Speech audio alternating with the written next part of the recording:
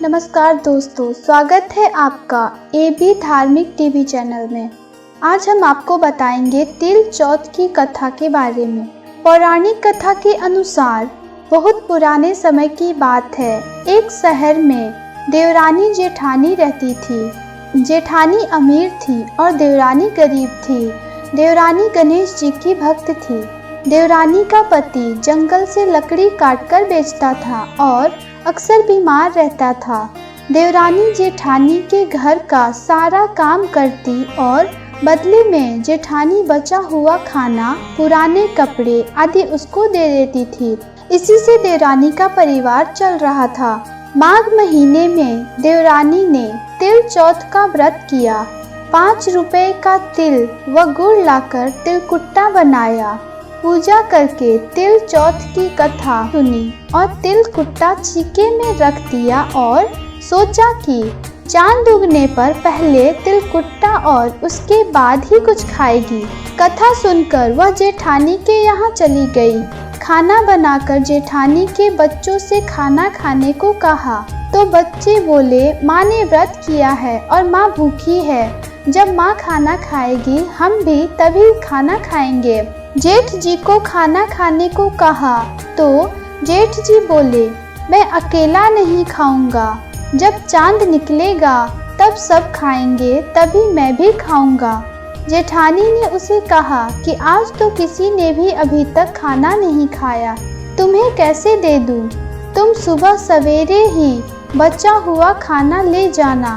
देवरानी के घर पर पति, बच्चे सब आस लगाए बैठे थे कि आज तो त्योहार है, इसलिए कुछ पकवान आदि खाने को मिलेगा।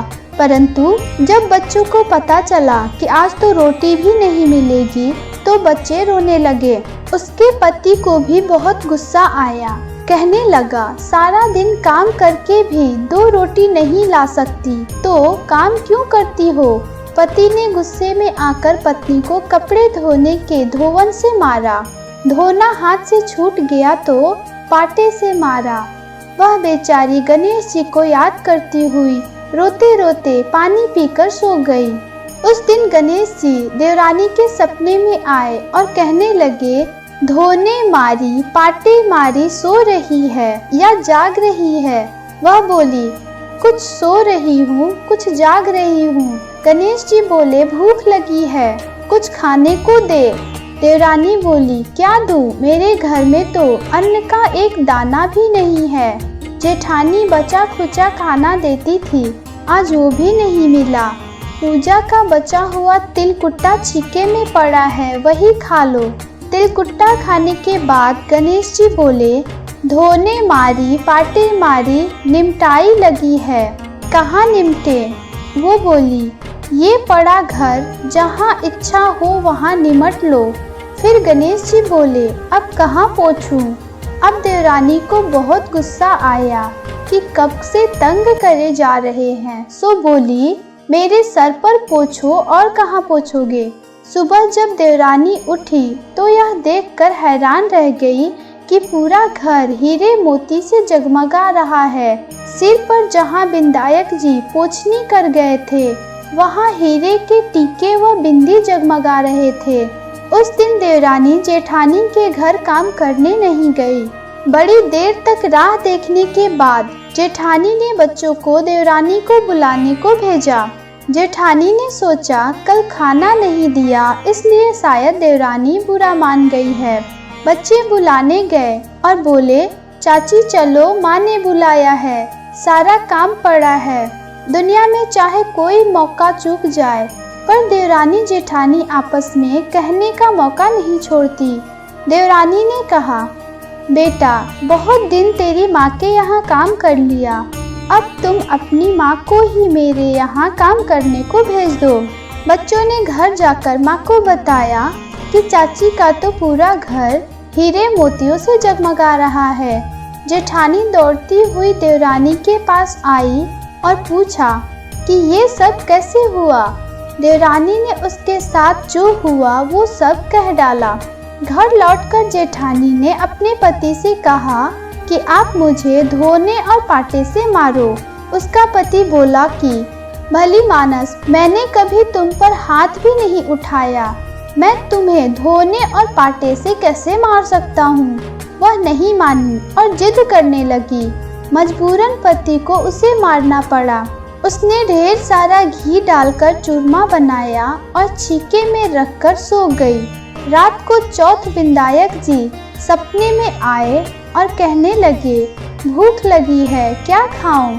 जेठानी ने कहा, हे गणेश जी महाराज, मेरी देवरानी के यहाँ तो आपने सूखा चूटी भर तिलकुट्टा खाया था। मैंने तो झरते घी का चूरमा बनाकर आपके लिए छीके में रखा है। फल और मेवे भी रखे हैं, जो चाहे खा लीजिए। गणेश जी बोले, अब निमटे कहाँ? जेठानी बोली, उसके यहाँ तो टूटी फूटी झोपड़ी थी, मेरे यहाँ तो कंचन के महल है, जहाँ चाहो निमटो। फिर गणेश जी ने पूछा, अब पोछू कहाँ? जेठानी बोली, मेरे ललाट पर बड़ी सी बिंदी लगाकर पोछ लो। धन की भूखी जेठानी सुबह बहुत जल्दी उठ गई। सोचा घर हीरे जवाहरात से भर चुका होगा, पर देखा तो पूरे घर में गंदगी फैली हुई थी। तेज बदबू आ रही थी। उसके सिर पर भी बहुत सी गंदगी लगी हुई थी। उसने कहा, हे गणेश जी महाराज, ये आपने क्या किया? मुझसे रूठे और देवरानी पर टूटे। जेठानी ने घर की सफाई करने की बहुत ही कोशिश करी, परंतु गंदगी और ज़्यादा फैलती गई।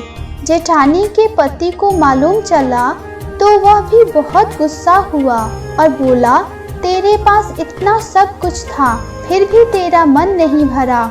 परेशान होकर चौथ के विंदायक जी गणेश जी से मदद की विनती करने लगी। विंदायक जी ने कहा, देवरानी से जलन के कारण तूने जो किया था, यह उसी का फल है। अब तू अपने धन में से आधा उससे देगी, तभी यह सब साफ होगा। उसने आधा धन बांट दिया, किंतु मोहरों की एक हांडी चूल्हे के नीचे गाड़ रखी थी। उसने सोचा किसी को पता नहीं चलेगा और उसने उस धन को नहीं बांटा। उसने कहा, हे चौथ विंदायक जी, अब तो अपना यह बिखराव समेटो। वे बोले, पहले चूल्हे के नीचे गाड़ी हुई मोहरों की हांडी सहित ताक में रखी 2 सुई की भी पांति कर। इस प्रकार विंदायक जी ने सुई जैसी छोटी चीज का भी बंटवारा कराकर अपनी माया समेटी। हे गणेश जी महाराज, जैसे आपने देवरानी पर कृपा करी, वैसी सब पर करना। कहानी कहने वाले, सुनने वाले व हुंकारा भरने वाले सब पर कृपा करना, किंतु जेठानी को जैसी सजा दी वैसी किसी को भी मत देना। बोलो गणेश जी महाराज की जय, चौथ माता की जय। आशा करती हूँ आपको ये कहानी पसंद आई होगी। धन्यवाद।